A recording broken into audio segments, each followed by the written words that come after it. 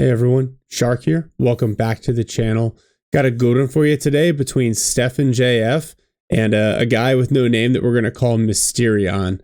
These both guys are top 50. You have StephennJF playing as the Americans, Mysterion playing as the DAK. Interesting builds on both sides. I've been in a little bit of a bind recently with work travel and not having a lot of time. So this one, we're going to skip the build order review. I'm going to cast this one with my boy Spades. We'll talk about the game a little bit after the fact, and that'll be it, short and sweet. So without further ado, enjoy.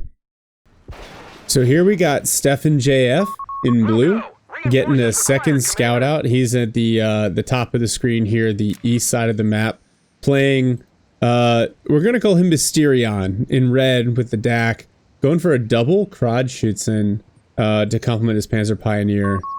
All right, so Spades, this map has not changed up very much in the recent patches, but the USF build has, as we see Stephenn queue up 4 scouts now. So where do you think he's going with this?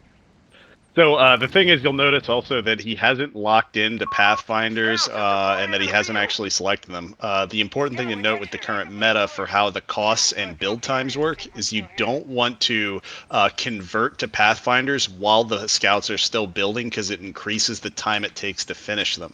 So you want to finish the build of all 3 or 4 Pathfinders you're doing, then convert them, even if it means you're a model or 2 down in the field. It's still faster to get units on the field.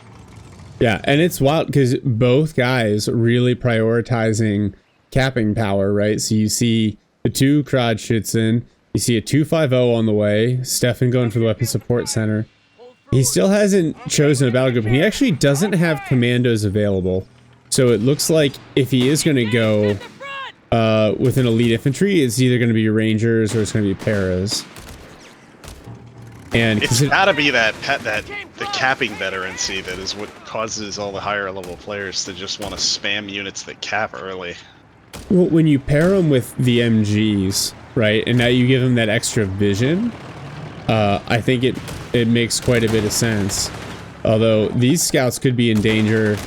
The Pio's able to hop inside the half track, so they won't drop any models.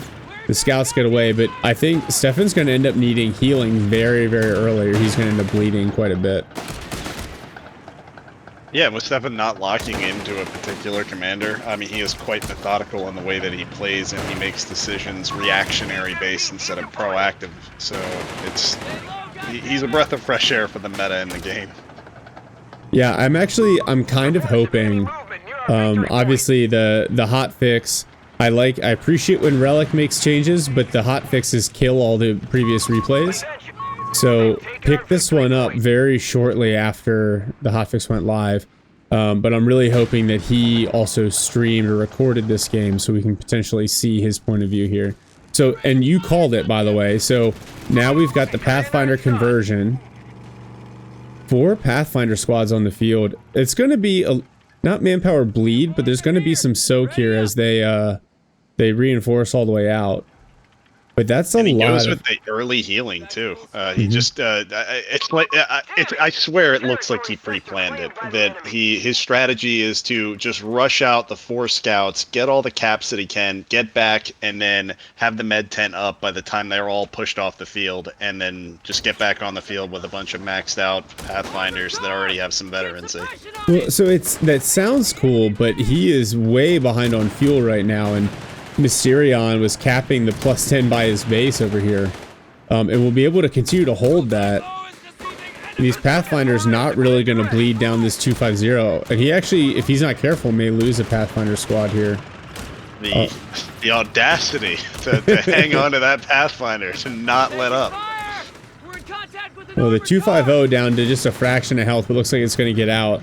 The CoH3 on the opposite side of the map capping extremely aggressively.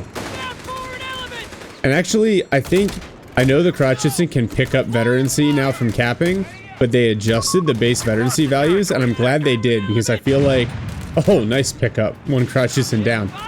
They just don't pick up Vet 1 as quickly, which means you don't have to deal with the Tracer Fire debuff early on in the game.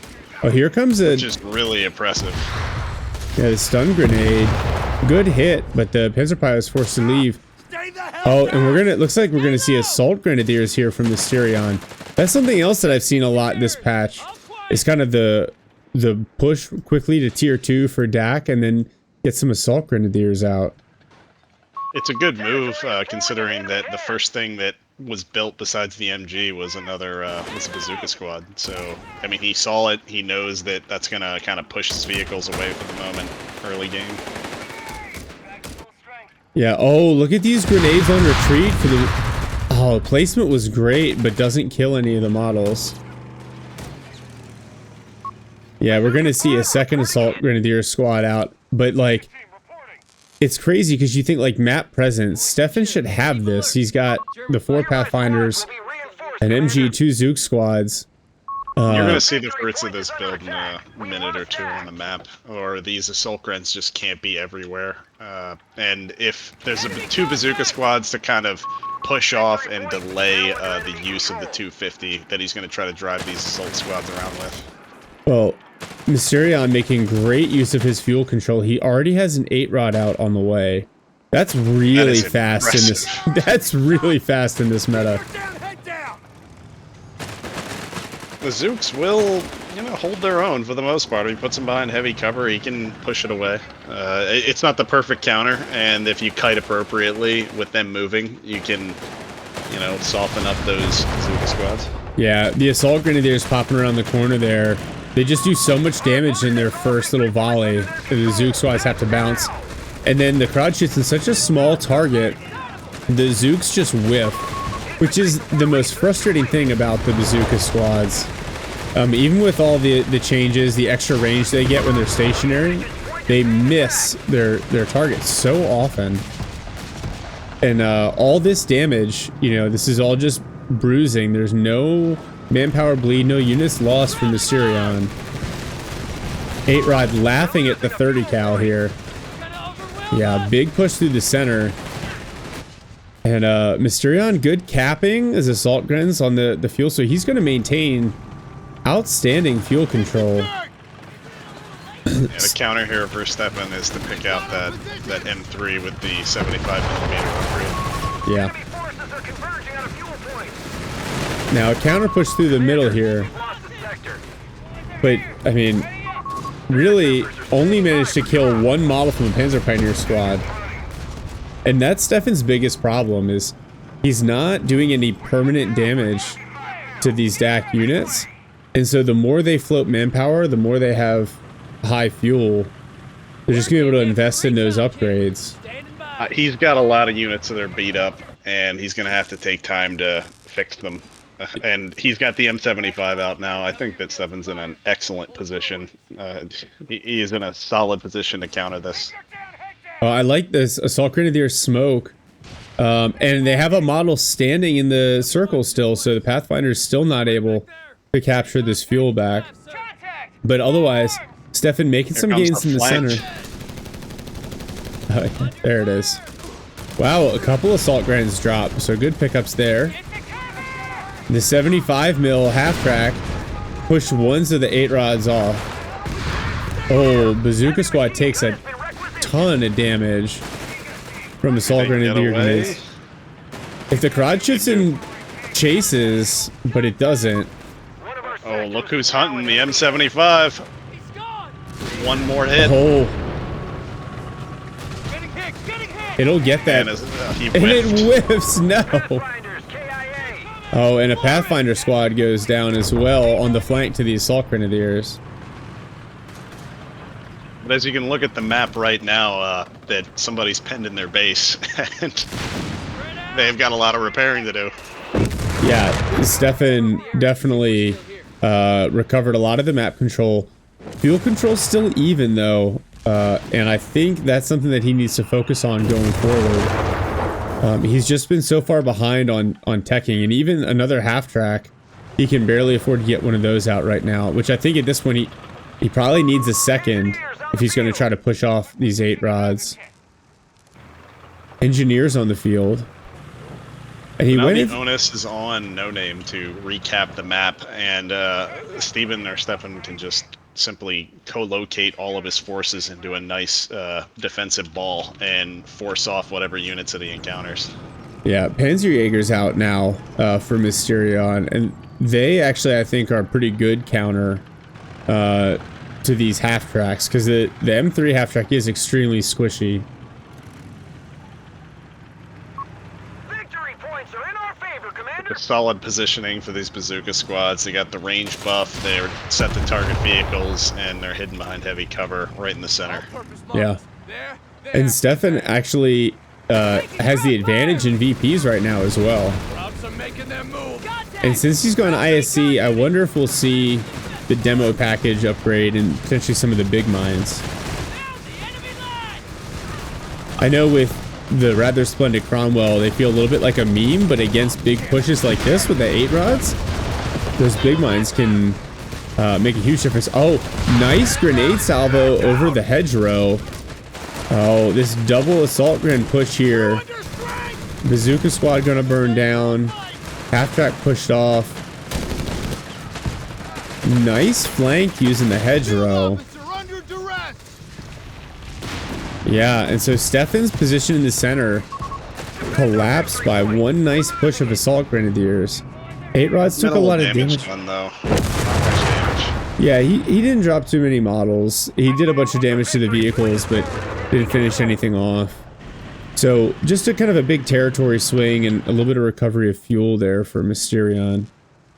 HMG team deploying. I think he killed a grand total of 4 models in that attack, and Steven's right back on the field. Yeah. And he's got access to the paradropped AT guns now as well. Honestly, I would keep going with the half tracks. I get another 75 mil gun motor carriage out.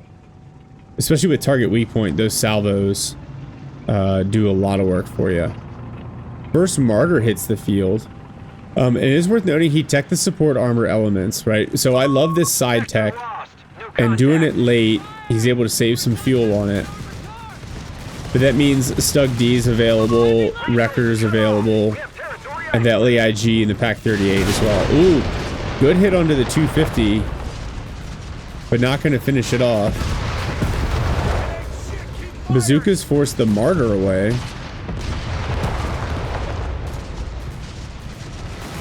And the 8 rod's pushing up here. A marked vehicle from the captain. And I like that choice. I just like personally I struggle to make it work.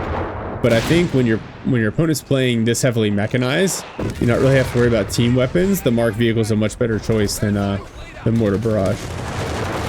Important to note, it also gives vision, so the opponent, Stephen, can see that vehicle the entire time it's marked. Oh, nice Willie Pete round onto these assault grenadiers. Unfortunately, again, doesn't drop a model.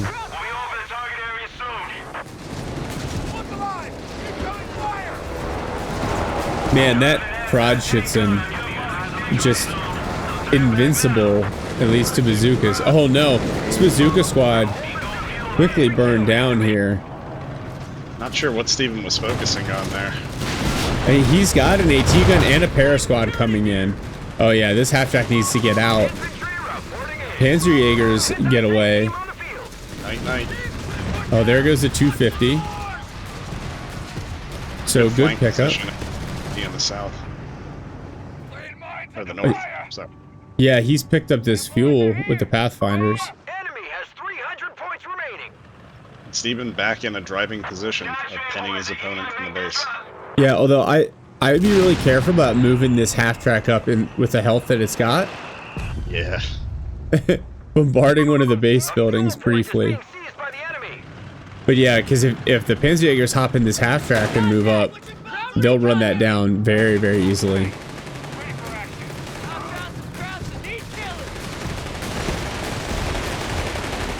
Now, Stug D on the way as well for Mysterion, and this I think could be problematic because the Stug with the improved front and side armor pretty much laugh at bazookas.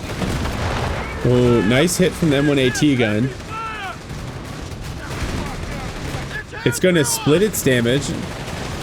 Hits one of the 8 rods. And the mine. Oh, nice. With the mine, the 75 mil half track could potentially pick that up. No, the 57 is going to spin in place. Stug D takes a hit. Gun crew cleared. Oh man, they really need to try to pick up this 8-rod. And Mysterion's going to rapidly repair it. Stephen's calling in the second AT gun to try to remedy this situation. He's about to lose the first. Ouch. Oh, Captain goes down. The tracer fire. That Krodschützen is paying off big time. Oh, Martyr versus half track. Not going to work out. Nice play with the half track. Use the sight blocker.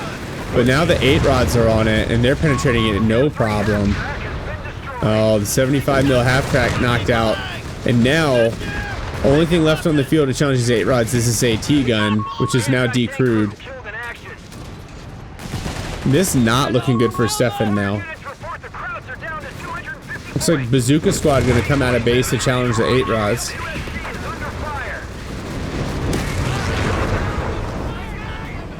Smoke barrage. This AT gun back.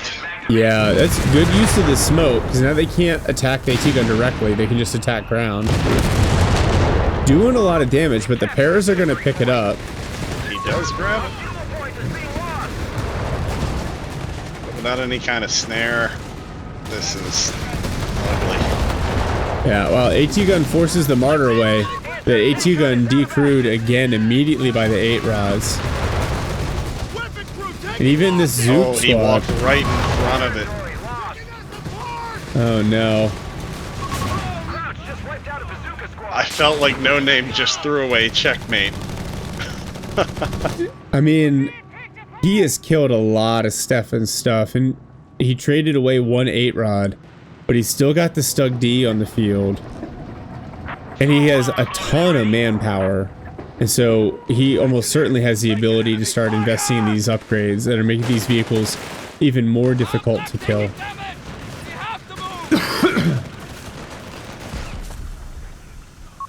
Germans are down to 200 points. Keep it up. Defend our victory. Now, until now, oh, the satchel. Oh, Mysterion sees it just in time. I love that play. Stephenn's done a great job maintaining VP control. He's got Mysterion down to under 200 VPs. To Stephen's credit, the entire time that they were having that big battle mid, Stephenn had at least 3 to 4 units spread out and split across the map, while everything No Name had was just set center on the map. Yeah. Yeah, that's the advantage to the, the AT gun through the hedgerow attacking ground when the Stug was on sight main guns. A good play there. And a bounce through the attack ground. It's the advantage with the well, now 3, but 4 Pathfinder squads. Hera's squaring off at Assault Grenadiers. They're doing okay, but the Stug D turns that engagement. And Stephenn can't keep hitting the shots. Wow. Really close, the attack ground. Another Zook squad hits the field. I don't know what you think about the mix between Zook squads and AT guns at this point. I think it's fine. I think that he just never hit the critical mass that he needed. So he's called in 2 AT guns. If he just would have had both AT guns at the same time and never lost his original Zooks, he would have been in a stellar position to be able to handle this armada of vehicles. Yeah.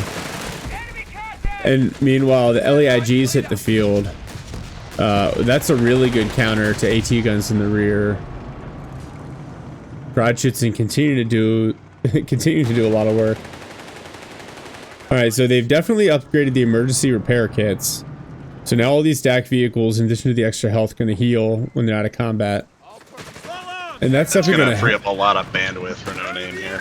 Yeah, for sure. Oh, mine comes in. Assault Grenadiers force off the middle VP. Oh, and Stephenn is throwing a lot of mines down, although his engineers are standing on one right now. They definitely need to avoid. They're just making sure it works. Oh, the Assault Grenadiers with the Assault Disembark buffs. Oh yeah, the Stug activates his sight main gun, but the AT gun can hit it freely, and Stephenn's using the AP rounds, which you pretty much have to do to reliably penetrate the Stug from the front. Go to reminiscent. Oh man, Vet 3 Krodschützen. These Pathfinders are serious danger of going down here. They're being turned into mincemeat. Yeah. So wow. I can't believe they got away. It's a Christmas miracle.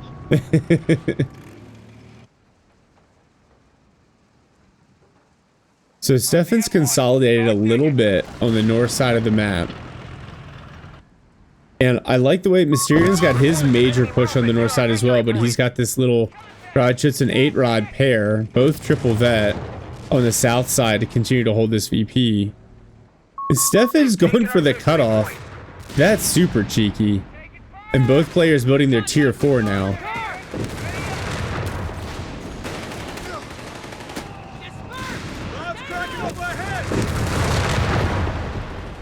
Stephenn has the fuel, he just doesn't have the manpower. He's pretty heavily constrained with the amount of bleed he suffered this map. Which is ironic because he hasn't had great fuel control. I mean, I'm probably wrong, but it seems like the only thing he spent any fuel on was an M3, which is really cheap. Has he done any of the upgrades from the Infantry Support Center? So, no, completely bare. Never even got the Zook upgrade. If he would have kept his original 2 Zook squads alive, it would have been worth the time. Yeah. Zook squad and MG in the middle pick up a 250. One of them. Oh, he could walk that away, and look, that's what he's doing. Yeah, he's gonna tow it away. Pick it up and take it home. Wow, and that 250 also triple vet.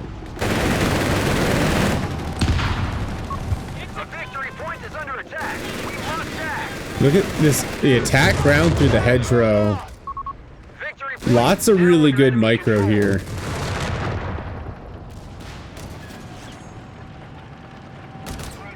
And now Mysterion gonna have the triple cap. I'll be impressed to see how Stephenn manages to weasel his way out of this. Yeah, what do you, if you're in his shoes, what do you build next to try to deal with this? He never seems to get the critical mass of 2 AT guns. And if that wasn't his ploy or his plan and he's going with the double Zooks, then he should have went for the improvised rockets. He just doesn't have the level of anti-tank necessary to, like, punch down a vehicle. It's just a lot of little bits of damage, and once the DAK gets that auto repair, it doesn't mean as much as it used to. Yeah. Yeah, so what do you think, like, a couple of Hellcats to kind of drive the point home? And then lean on your MGs to constrain. He could afford it. From the fuel perspective, he can. He's just got to hold on to the manpower. And that's the biggest gripe, is that somehow he's still in this match, and that the early VP pressure is buying him a few precious moments. It's that No Name isn't pressuring as hard as he needs to close this game out. I mean, if you look at the KD, it's a solid 3-1 in favor of Mysterion here. That's that manpower bleed of never getting that critical mass of AT to punch down a vehicle or two. Yeah. First Hellcat's on the way. Wow, the fire rate on that triple fed 8-rod is insane.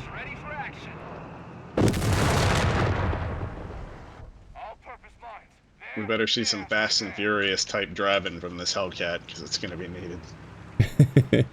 Yeah, I think he's got to keep the Zook squad and these Pathfinders upgraded with Zooks in kind of a central position, so that when the Hellcat starts to get flanked, they can support it. Well, good use of the MGs to suppress these assault grenadiers who are still crawling around at lightning speed.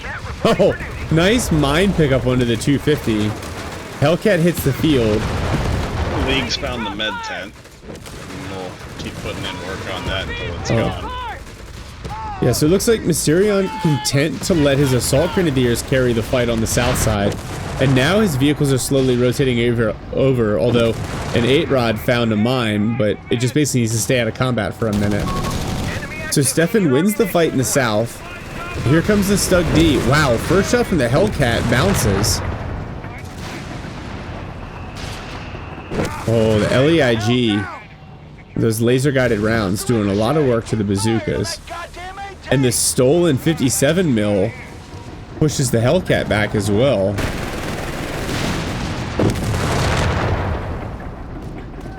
And while they're juxtaposing for position, it's something to note is that the position that that league is in right now, how close it is to his own base, it can hit the med tent, which only 2 barrages takes it out, and that's a 20 field bleed that is worth taking every time. Yeah, and that is something very particular to Faymonville. It's just such a flat map that a semi-decent central artillery position can provide you a ton of support. So second Hellcat gonna hit the field here in a minute. Counterpunch from Mysterion is the Panzer IV assault group. And with all the upgrades, this Panzer IV is gonna be the most powerful thing on the field for a couple of minutes now.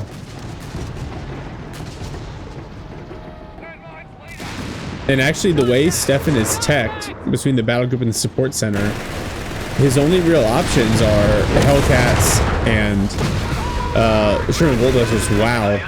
Stug continues to just bounce shots from the Hellcats. The Martyr, the P4, and the Pac 38. Yeah, these Hellcats are just going to get forced back. Oh, good hit onto the Martyr.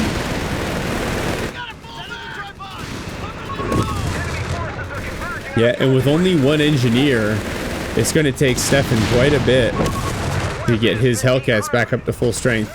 Now, here comes a triple assault grenadier push on the flank. MG positioning is good enough to stop the first part of it.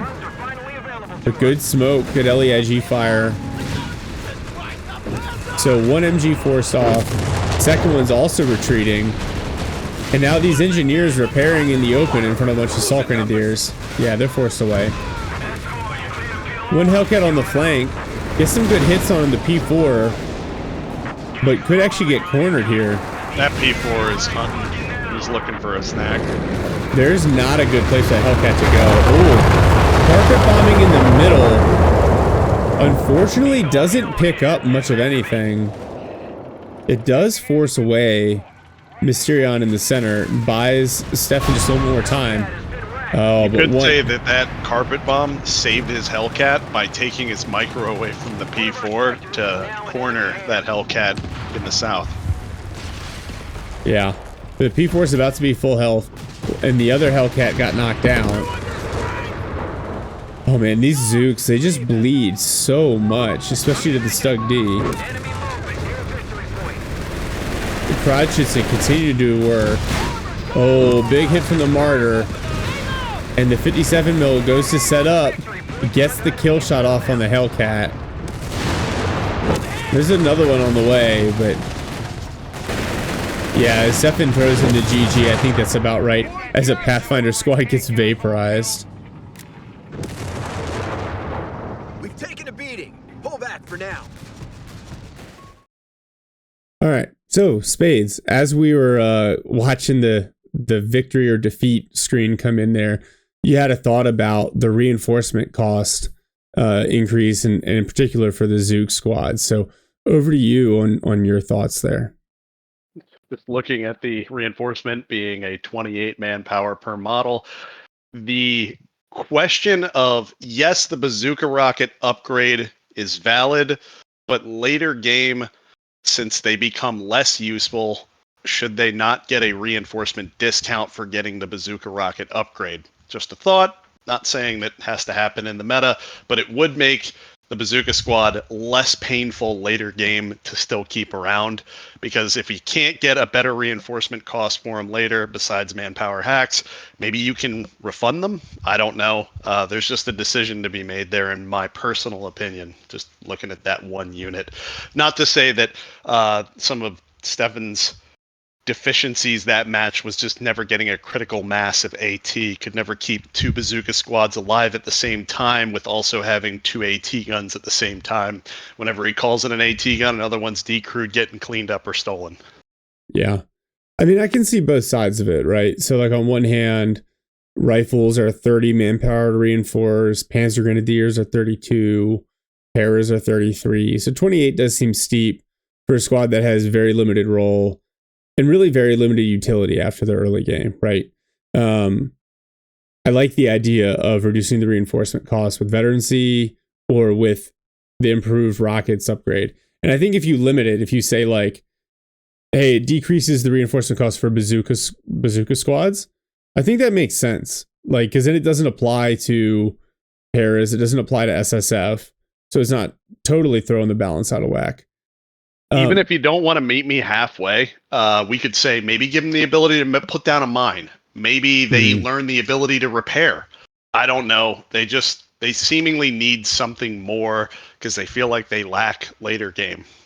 They definitely do. And so I know if you're trying to play very mechanized, heavy early game DAK, and you run into a couple of Zook squads early, especially if they're microed well, it can feel oppressive. But then late game, their accuracy is still terrible, so they whiff shots on the smaller vehicles. They don't do enough damage. They blow up their own cover. Yeah, they blow up their own cover. That's the shot straight into the dirt. Like, I understand like near misses, but like you blow up the ground in front of your feet. Like, come on now. Yeah, and that goes for Shreks too. It's a kind of a silly mechanic. I'm not saying that they're not going to miss pretty frequently, but blowing up their own cover seems like a net loss for wanting to make that unit. Jaegers or I feel like my Greyhound does that too, where it just blows away the cover I'm trying to use, and does no damage to the enemy squad. Although I do see the other side of it, where it's like, oh man, a Stug D, a Brumbear, they're like late game anti-infantry focused vehicles with high front armor. The Zooks probably shouldn't easily penetrate that, but I do feel like the side armor on the Stug D probably a little high right now. When you see like a Hellcat bouncing shots off the side armor, that doesn't sit right with me. And to echo something, couldn't agree more. Yeah, to echo something that Jamie said the other day too. It strikes me as a little unusual that you have an anti-tank gun and you have to tell it to use anti-tank rounds. So that's also, potentially a little frustrating. But at the same time, the whole like armor penetration mechanic, it's really challenging, and so much of it is like sample size and the actual RNG that you get that it's really hard to decide in the long run. So I will say it's interesting. It definitely played heavily into this game. I don't have an answer for it right now, and so that's all we got on that thing, right? What did you think of Stephenn's 4 Pathfinder start? I thought it was fantastic. He has lots of capping power. Of course, he got knocked off the map, but the rebound of pulling out the 4 Pathfinders, even though he had minimal territory, it's kind of difficult going up against double crad shoots and pretty oppressive in terms of capping power early game. But I think that he won the map back in spades, hence the name. So he crushed it. I think that was great. I'd say that the critical inflection point to me for that match was number one, Stephenn never getting that critical mass of AT, as in double bazooka, double para-dropped AT, or keeping the M75 alive. Mm-hmm. The other part that makes the entire match swing in the opponent's favor for No Name or Mysterio here in this case was that he got auto repair, which means it freed up so much time for him to just send his units everywhere, and he just has to back them up, forget about them for a moment, and then bring them back into the fray. Yeah. No, I think you're exactly right. And I think you see that from the really, really good DAK players is they don't let vehicle damage turn into vehicles destroyed. And so then you're not bleeding the manpower that your opponent is bleeding when they play more infantry heavy.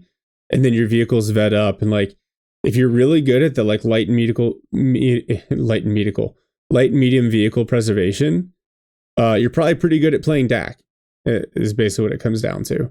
And it becomes really difficult to force you off the map. And then in that case, I think the answer is really like VP control rather than an annihilation style victory. And Stephenn was really working towards it. He just couldn't close it out. And you hit the nail on the head. The critical mass of AT, whether it's 2 of the 75 mil half tracks, 2 AT guns, a combination of both. But like, if you can't finish off the enemy's vehicles, even with all the mines and all the damage in the world, you're just not doing enough to wear down their economy. To be fair, though, it did buy him that VP pressure. That doing all that damage to those vehicles before the auto repairs, you noticed how No Name was just trapped in his base, having busy work to do. Yeah, and for sure. It was a credit. It was really good play by Stephenn. The only thing that kept him from winning that match, in my opinion, was that lack of punch, that lack of being able to just hand the 1-2 punch to a vehicle and actually remove it from the game later game. He had the time to assemble that armada, but he chose for a paradrop section because he wanted some additional anti-infantry to deal with the assault sections, and then the assault grenadiers. And then the last thing he picked up was a third MG, which just was not the right pick for that moment. And I mean, how can you know? Like, it's tough. It's easy to armchair general this, but if he would have picked not because he couldn't call in a second AT gun, he could have built like a kept alive 2 bazooka squads. Yeah. I think against DAK, right, the MGs are really strong in the opening, but particularly against Panzer Grenadiers and Panzer Pioneers. The Assault Grenadiers, now that they have smoke grenade available from the get-go, when they're well microed, like now the MG is not a good counter. And so I think the paras were the step in the right direction, but I'd rather have a second para squad than that third MG. I think you nailed it. Interesting that the Assault Grenadiers, and actually great use of the Assault Grens by Mysterion on this map, using the sight blockers, using the flanks, grenades over the hedges, like really well done. The other thing that I really liked from Stephenn was he's got the Assault Grenadiers suppressed, they throw the smoke grenade, and he brings the engineers up to throw the satchel. And it's one of those things where, like, if you catch your opponent microing somewhere else, that's an Assault Gren squad gone. And that's a big swing your way. So I like that play. It didn't work out for him, but really good conception there. Spades, I want you to got close this one out. I got one thing to say here, which is that Stephenn, you're an awesome player. Not only are you better at describing things, but you can do it while you play the game. So much love, much respect. Keep on keeping on. Yeah, I'll second that. Love watching his videos. I'll throw a link to his channel down in the description. But I really hope he recorded this one because I'd love to hear him narrate this as well, having watched the game and casted it. Spades, thanks for the time, man. Really appreciate it. That's going to do it for us here, and we'll see y'all in the next one.